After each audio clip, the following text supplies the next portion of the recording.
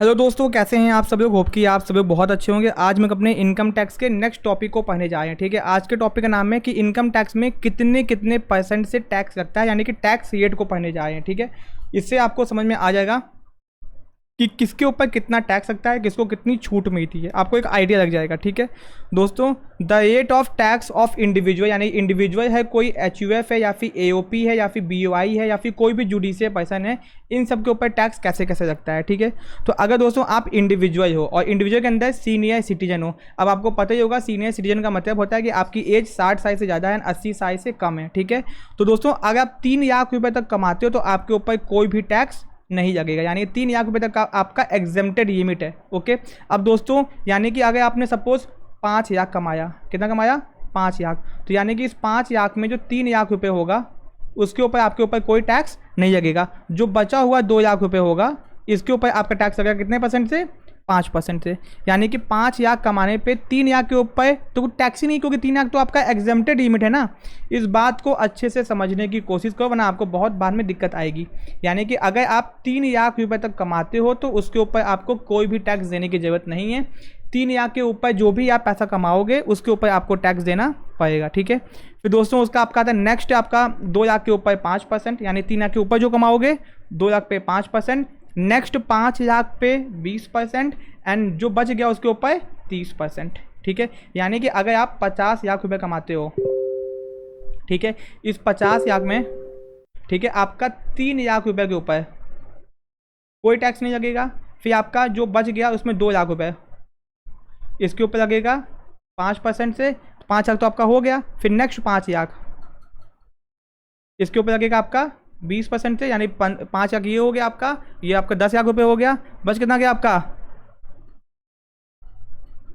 इसके ऊपर कितना लगेगा जी, 30% से। ठीक है, तो आपको समझ में आ गया। ये मैंने आपको इसलिए समझाया जिससे आगे आपको दिक्कत ना हो, जिससे आपको डाउट कोई भी ना हो, आपको एक एक चीज़ एकदम कंसेप्ट समझ में आ जाए। ठीक है, यानी कि जो सीनियर सिटीजन होता है उसका जो एग्जेम्प्टेड लिमिट है वो 3 लाख रुपए का है, इसको बता दिया गया आपको। अब दोस्तों अगर आप इंडिविजुअल हो एंड आप सुपर सीनियर सिटीजन हो, कौन हो, सुपर सीनियर सिटीजन, जिसकी एज दोस्तों 80 साल से ज़्यादा है, कितनी है, 80 साल से ज़्यादा है। ठीक है, तो 5 लाख रुपए तक आपको कोई भी टैक्स देने की ज़रूरत नहीं है। ठीक है, नहीं टैक्स है। फिर दोस्तों 5 लाख के ऊपर अगर आप 5 लाख कमाते हो, ठीक है, तो आपको 20% है एंड जो नेक्स्ट आप कमाते हो वो 30% है। ठीक है, तो आपका ये हो गया दोस्तों। होप कि आपको समझ में आ गया होगा। ठीक है, अब दोस्तों अगर आप इंडिविजुअल हो, यानी कि जैसे कि मैं हो गया इंडिविजुअल हो, तो आपको क्या बोलते हैं 2.5 लाख रुपये के ऊपर कोई टैक्स देने की ज़रूरत नहीं है। ठीक है, फिर दोस्तों आपका 2.5 लाख के ऊपर अगर 2.5 लाख कमाते हो तो 20% है, सॉरी, तो यानी कि 2.5 लाख पे कोई टैक्स नहीं है, नेक्स्ट 2.5 लाख पे 5% है, फिर 5 लाख के ऊपर 30% है। ठीक है जी, ओके, ये मतलब इसी हिसाब से आपका बनाया गया है। ये 5% आपका 2.5 लाख के ऊपर है। ठीक है, नेक्स्ट बैलेंस पे 30% है, यानी कि मैक्सिमम टैक्स कितना परसेंट जाए आपका, केवल 30% जाया है। इनकम टैक्स में एक क्वेश्चन और पूछता है कि मिनिमम टैक्स कितना है भैया, 5% है, और मैक्सिमम टैक्स कितना परसेंट है, 30% है। जो आपने 37% देखा था ना, वो क्या था आपका, सरचार्ज था, वो टैक्स नहीं था। ठीक है, ओके, तो अब दोस्तों यहाँ पे आपको वही चीज़ एकदम पॉइंट में बताया गया है। ठीक है, ओके, तो आप देख सकते हो यहाँ पे कि अप टू 2.5 लाख नील, फिर 2.5 लाख से अगर 5 लाख कमाते हो तो 5%, 5 लाख से 7.5 लाख 10%, तो आपको ऐसे ऐसे बढ़ता जाएगा। वही चीज़ आपको डिटेल में समझाने की कोशिश यहाँ पे कर रहा है। ठीक है, चलो, तो ये आपको, आप चाहो तो इसको एक बार रीड कर लेना, बट कोई काम का आपके नहीं है। ठीक है, अब दोस्तों यहाँ पे देख लो वही चीज़ आपको, new tax versus old tax, यानी कि पुराना कितना था और नया कितना है, यानी पिछले साल 2022 वाला, 22-23 वाला एंड 23-24 वाले में डिफरेंस कंपैरिजन किया गया है यहाँ पे। ठीक है, तो कंपैरिजन एक बार आप लोग देखें ना, आपको आइडिया लग जाएगा। देखो पहले जो 2.5 लाख था, new tax and old tax, पुराने में नहीं था, आज भी क्या है, नहीं है। फिर 2.5 लाख से 5 लाख रुपये में 5% था, अभी भी 5% है। फिर 5 लाख से 7.5 लाख पे 12,500 तक टैक्स लग ही गया। 10% if total income exceed 5 lakh रुपये, तो वही चीज़ यहाँ पे दोस्तों बताया गया, यहाँ पे 20% हो गया। ठीक है, यानी पुराने और नए में कंपैरिजन किया है इसने, तो वो आपके कोई काम का इतना नहीं है, आपको बस न्यू वाला देखना है, जो नया वाला आपको बताया गया है। ठीक है, अब दोस्तों यहाँ पे कुछ चीज़ें बताई गई हैं। ठीक है, आपका special rate on specified income, the tax is charge at a specified flat rate. ठीक है, तो यानी कि फ्लैट का मतलब होता है कि अगर आपकी कुछ चीज़ें ऐसी होती हैं जिसके ऊपर फिक्स है कि इतना % से टैक्स लगेगा, जिसको बोलते हैं फ्लैट। ठीक है, तो अगर आपको शॉर्ट टर्म कैपिटल गेन हुआ है, शॉर्ट टर्म कैपिटल गेन जो कि अंडर सेक्शन 111A में बताया गया है, तो 15% से टैक्स लगेगा। एग्जाम में पूछ दिया कि अगर शॉर्ट टर्म कैपिटल गेन हुआ है, ये शॉर्ट टर्म कैपिटल गेन क्या होता है? अगर आपने किसी एसेट्स को बेच दिया, जो एसेट्स 1 साल के अंदर आपने बेच दिया, उसके ऊपर आपको गेन हो गया, तो उसके ऊपर आपको 15% का टैक्स देना पड़ेगा। अगर आपको लॉन्ग टाइम कैपिटल गेन हो गया, कोई बहुत हैवी मशीन बेच दी, कोई बिल्डिंग बेच दिया, तो उसके ऊपर 20% का आपको कैपिटल गेन टैक्स देना पड़ेगा। एग्जाम्पल, आप कहीं पे रहते हो, आपका घर की वैल्यू बढ़ गई क्योंकि वहां पर रोड बन गई, तो आपको कितना परसेंट टैक्स देना पड़ेगा? 20%। ठीक है, on gain from registered share, कुछ कंपनीज के शेयर होते हैं विदाउट इंडेक्सिंग, तो उसके ऊपर अगर आप गेन होता है, अगर आपने उसको बेचा, तो आपको 10% का टैक्स देना पड़ेगा। ये कौन से शेयर हैं? ये गवर्नमेंट ने अलग से बता के रखे हुए हैं। अगर आपने लॉन्ग टर्म कैपिटल गेन हो गया सेक्शन 112A के अंदर, तो 10% का टैक्स देना है। अगर आपने लॉटरी जीती है, क्रॉसवर्ड पजल जीता है, घोड़े की रेस जीती है, तो सीधे आपको 30% से टैक्स देना है। आपने मुंबई में गए, घोड़े के रेस पे पैसा लगा दिया, आपको टैक्स, आपने जीत गए, तो भैया आपको 30% से टैक्स देना पड़ेगा। ये एग्जाम में पूछा भी गया है कि winning from lottery, crossword puzzle, horse race के ऊपर कितना % टैक्स देना पड़ता है? 30% से टैक्स देना पड़ता है। ठीक है, अब दोस्तों बहुत ही इंपॉर्टेंट चीज़ आपको बताने जाए, रिबेट ऑफ टैक्स। रिबेट का क्या मतलब होता है? यानी कि सरकार कहती है कि हम आपको छूट देंगे। क्या देंगे? छूट देंगे। छूट का मतलब क्या होता है?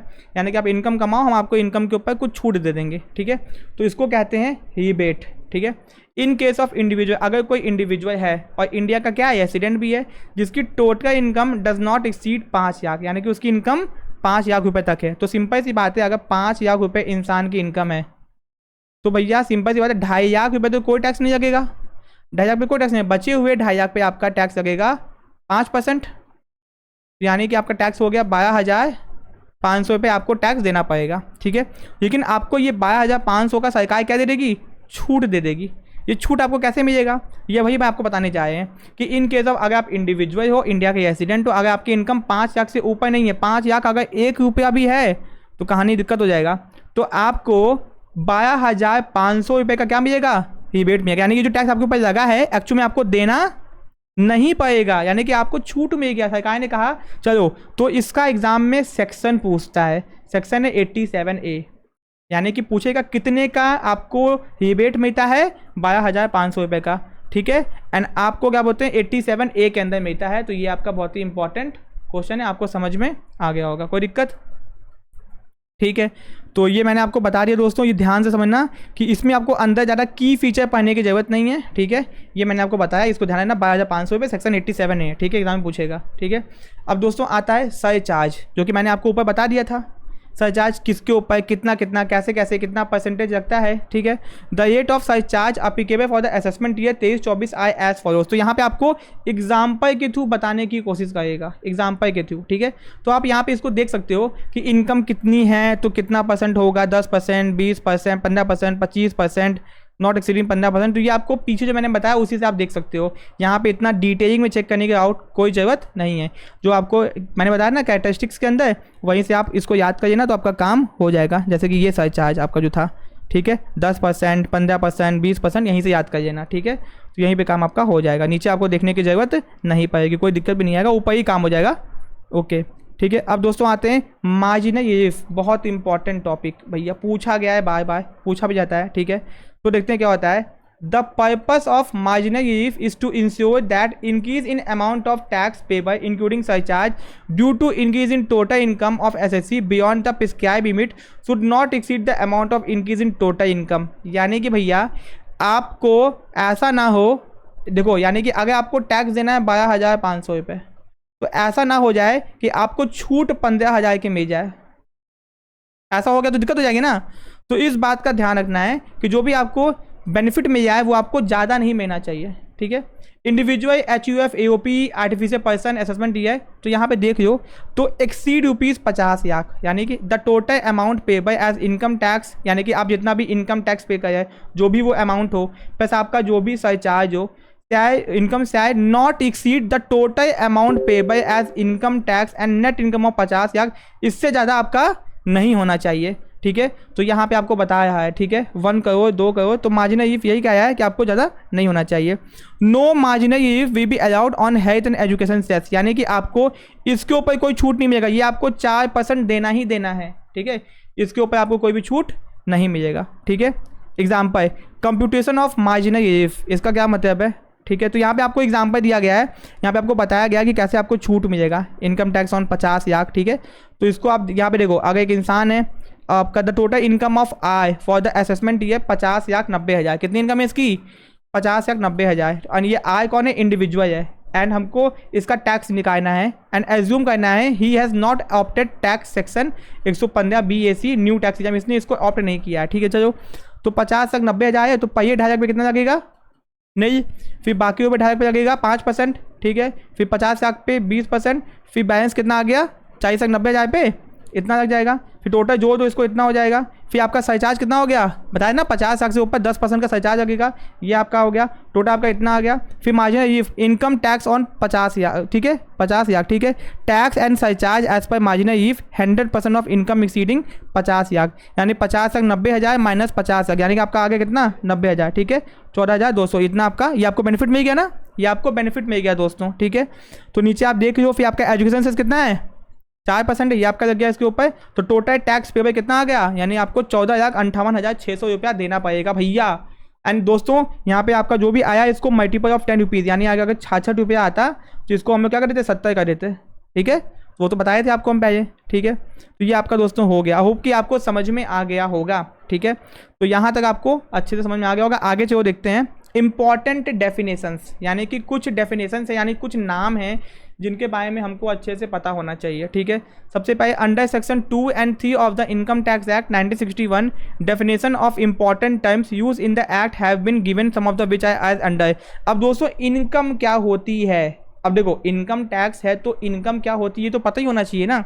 अगर हमको यही नहीं पता कि इनकम क्या है तो हम टैक्स किसके ऊपर लगाएंगे। तो एक इंसान को ये पता होना चाहिए कि इनकम क्या है, और इसीलिए इनकम को डिफाइन किया गया है कानून के अंदर कि अगर ये पैसा पाओगे तो इनकम है, ये पैसा पाओगे तो इनकम है, ये पैसा पाओगे तो इनकम है। तो भाई इनकम की डेफिनेशन सेक्शन क्या है, सेक्शन 2 सब सेक्शन 24। तो भैया देखो कौन कौन सा सेक्शन याद करना है मैं एक बार बता देता हूँ, एक बार देख लो, सेक्शन को मत छोड़ना कोई भी, ठीक है। सेक्शन छोड़ दोगे तो कहानी खत्म हो जाएगी, बहुत इंपॉर्टेंट है, ठीक है। जहाँ जहाँ मैंने आपको सेक्शन बताया उस सेक्शन को आपको याद करना है, ठीक है जी, ओके। तो ये आपको ये सेक्शन एक बार देखे ना, याद है ना, section 115 BAC new tax exam, ठीक है, ये आपका हो गया, ठीक है। यहाँ पे आपका जो यहाँ पे जो सेक्शन से एक बार देखे ना, केवल एग्जाम पूछेगा नहीं, एक बार 112A 111A, ठीक है, 15% एक बार देखे ना। ये सेक्शन 87A बहुत इंपॉर्टेंट सेक्शन है। 87A के अंदर 12,500 का रिबेट मिलता है, कैसे कैसे क्या होता है मैंने बता दिया आपको, ठीक है। ये आपका हो गया, ठीक है। सारे सेक्शन नहीं याद करने हैं, जहाँ जहाँ बताएंगे बस वही वही याद करना है, ठीक है। तो ये आपका हो गया दोस्तों, चलो ये भी आपको समझा दिया। अब इंपॉर्टेंट डेफिनेशन इनकम का सेक्शन है सेक्शन 2 सब सेक्शन 24, ठीक है। Income is one of the important terms of income tax act. Income क्या है, बहुत ही इंपॉर्टेंट टर्म है इनकम टैक्स एक्ट का। Income tax is charge on income of a person, यानी कि इनकम टैक्स इंसान के इनकम के ऊपर चार्ज किया जाता है। This term has not been defined in income tax act. ये टर्म जो है इनकम टैक्स एक्ट में डिफाइन क्या बोलते हैं नहीं किया गया है, except that it state that what to include in income, यानी कि ये बताया गया है कि इनकम में क्या क्या इंक्लूड करना है। यानी कि इनकम टैक्स में ये नहीं बताया गया कि इनकम क्या है, बट ये बताया गया इनकम में क्या क्या इंक्लूड करना है। तो अगर आपको कोई भी प्रॉफिट होता है, क्या होता है, कोई भी प्रॉफिट होता है, कोई भी आपको गेन होता है, गेन का मतलब कि अचानक से कहीं आप गए आपको कुछ प्रॉफिट हो गया, ठीक है। अगर आपको किसी कंपनी से क्या मिलता है, डिविडेंड, यानी कि किसी कंपनी का आपने शेयर खरीदा है आपको वहाँ से डिविडेंड मिलता है, ठीक है। वॉलंटरी कंट्रीब्यूशन रिसीव्ड, आपको कहीं से वॉलंटरी कंट्रीब्यूशन रिसीव हुआ, यानी कि आपने ट्रस्ट क्रिएट किया हुआ है, ट्रस्ट क्रिएट किया हुआ है, चैरिटेबल इंस्टीट्यूशन आपका कोई है, कोई धार्मिक जगह से पैसा आपके पास में आया है, भाई कोई साइंटिफिक रिसर्च के नाम पे पैसा आया है, कोई गेम कोई स्पोर्ट्स के नाम पे पैसा आया है, ठीक है। एनी यूनिवर्सिटी या फिर एजुकेशनल इंस्टीट्यूशन के नाम पे पैसा आपके पास में आया है, हॉस्पिटल या फिर अदर इंस्टीट्यूशन या फिर कहीं से भी पैसा आपके पास में आया है, तो इसको वॉलंटरी कंट्रीब्यूशन मानते हैं। हो सकता है कि कोई आपको इंस्टीट्यूशनल पैसा दे आओ, कोई साइंटिफिक रिसर्च वाला पैसा आपको दे आओ, ठीक है। अब दोस्तों वैल्यू ऑफ एनी परक्यूजिट, यानी कि अगर आपको कोई भी बेनिफिट मिल जाओ, कोई भी किसी भी टाइप का बेनिफिट मिल जाओ, प्रॉफिट इन यू ऑफ चाहिए, यानी कि आपको कंपनी आपके तनख्वाह के बदले में, यानी कि आपके तनख्वाह के बदले में आपको कोई भी बेनिफिट दे, क्या दे, बेनिफिट, यानी कि आपको गार्डनर दे दी, ड्राइवर दे दी, तो ये भी आपकी क्या मानी जाएगी, इनकम मानी जाएगी। गार्डनर की जो तनख्वाह है ना 12,500 10,500 वो आपकी इनकम मानी जाएगी, ठीक है। एनी स्पेशल अलाउंस और benefit specifically granted to assessee, यानी कि किसी अदर प्रकार का अलाउंस आपको एसएससी को ग्रांट किया गया है, ठीक है, वो भी आपका क्या माना जाएगा दोस्तों, आपका इनकम माना जाएगा, ठीक है। कोई भी टाइप की, यानी कि आप ये समझो आपको किसी भी टाइप की इनकम हो रही है तो वो आपकी इनकम मानी जाएगी। कोई भी आपको पैसा मिल रहा है, ठीक है, अपने पर्सनल खर्चों के लिए, सिटी शहर में घूमने के लिए, ज़िंदगी जीने के लिए, अपने काम को करने के लिए, कभी कभी होता है ना ऑफिस से हमको बाहर भेजते हैं और कुछ पैसा देते हैं, वो पैसा any value any benefit perquisite which obtain by representative assessee, यानी कि दिखाने के पैसा कोई दिया गया आपको। Any sum chargeable to income tax under the head business and profession, business and profession के नाम पे कोई पैसा आपको मिला है, कोई कैपिटल गेन आपको हो गया है, कोई प्रॉफिट हो गया है, किसी भी बिजनेस के अंदर गेन हो गया है, इंश्योरेंस कंपनी से पैसा मिल गया है, कोई आपने लॉटरी जीती, क्रॉसवर्ड पजल जीती, या कोई घोड़े की रेस जीती, वॉट एवर कार्ड गेम जीती, या कहीं से भी आपने जीती, या जो भी इनकम हो रही है वो आपकी क्या मानी जाएगी, इनकम मानी जाएगी। इनकम की डेफिनेशन में सब इंक्लूड है, ठीक है। फिर यहाँ पे आपको बहुत सारी चीज़ें बताई गई इनकम के नाम पे, ठीक है, तो ये सब आपकी इनकम मानी जाएगी, ठीक है, ओके। तो अब दोस्तों यहाँ पे क्या क्या आया है ना कि ये क्या है, नीचे आपको बताया है कि जो आपने इसको पढ़ा है concept of income, the above definition is not conclusive, यानी ऊपर क्या है कि आपने जो पढ़ा है वो ठोस नहीं है, यानी कि उसमें समझ में नहीं आया कि क्या क्या इनकम है। तो यहाँ पे ये और अच्छे से बताने की कोशिश करेगा कि इनकम क्या होती है। It include some other receipt also which are ordinary treated as income, कुछ और चीज़ों को भी इनकम माना गया है। In fact income means monetary income, यानी कि पैसे के फॉर्म में होना चाहिए, which is derived from definite source, यानी कि एक डेफिनिट सोर्स से आया, यानी कि कहीं नौकरी करते हो वहाँ से हमको हर महीने पैसा आया, यानी कि डेफिनिट सोर्स होना चाहिए, एक फिक्स जगह से पैसा आना चाहिए, with some sort of regularity, हर महीने आया हो और फिक्स अमाउंट में आया हो, 50,000 50,000 50,000 एंड एक्सपेक्टेड रेगुलरिटी, यानी हर महीने पैसा आना चाहिए, तभी वो आपकी इनकम मानी जाएगी। तो बहुत सारे लोग अपना लोन अप्लाई करते हैं एंड लोन अप्लाई करने के उनको लोन नहीं मिल पाता, तो मैं उनको एक ट्रिक बताता हूँ, ठीक है। आप क्या कीजिए कि आप हर महीने क्या कीजिए 50,000 रुपये अपने फ्रेंड को बोलिए कि आपके फ्रेंड के अगर कोई बिजनेस है तो उसको बोलिए कि आप वो अपने करंट अकाउंट से आपके अकाउंट में हर महीने के 2 तारीख को या फिर 3 तारीख को 50,000 भेज दिया गया, ठीक है। इस एक साल तक आप उससे केवल अपना ही पैसा लेके उससे भिजवा दीजिए, पैसा दे दो एक दिन पहले, वो आपके अकाउंट में भेज देगा एंड इससे क्या होगा, आपके अकाउंट में एक साल तक क्या दिखाई देगा कि आपको क्या आई है, इनकम आई है। जब भी आप इनकम स्टेटमेंट कहीं पे लगाओगे तो आपको लोन आराम से क्या हो जाएगा, इनकम स्टेटमेंट पे मिल जाएगा। और आप ये दिखा देना कि आप अपने दोस्त के यहाँ क्या करते हो, काम करते हो। ये आपको मैं बता रहा हूँ बहुत ही बेहतरीन तरीका जिनको लोन नहीं मिल पाता, ठीक है। This definite source of income आय, ये क्या होती है, ये डेफिनिट सोर्स क्या है, स्याही है, इनकम फ्रॉम हाउस प्रॉपर्टी है, profit and gain of business and profession है, कैपिटल गेन है and income from other sources है, ये आपका डेफिनेट सोर्स है, ठीक है। अब देखो कुछ और बातें बताया है, इनकम चाहे लीगल हो चाहे इलीगल हो, ठीक है, वो सब कुछ क्या है, इनकम ही मानी जाएगी, ठीक है।